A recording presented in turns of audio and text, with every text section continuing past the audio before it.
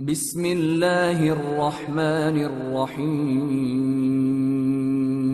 شروع اللہ کا نام لے کر جو بڑا مہربان نہایت رحم والا ہے۔ یاسین، قسم ہے قرآن کی جو حکمت سے بھرا ہوا ہے۔ اے محمد صلی اللہ علیہ وآلہ وسلم، بے شک تم پیغمبروں میں سے ہو، سیدھے رستے پر ہو۔ یہ قرآن غالب و مہربان کا نازل کیا ہوا ہے تاکہ تم ان لوگوں کو جن کے باپ دادا کو خبردار نہیں کیا گیا تھا خبردار کر دو کہ وہ غفلت میں پڑے ہوئے ہیں۔ ان میں سے اکثر پر اللہ کی بات پوری ہو چکی ہے، سو وہ ایمان نہیں لائیں گے۔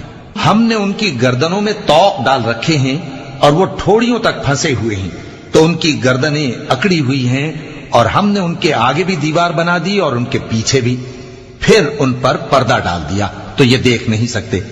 اور تم ان کو خبردار کرو یا نہ کرو، ان کے لیے برابر ہے، یہ ایمان نہیں لائیں گے۔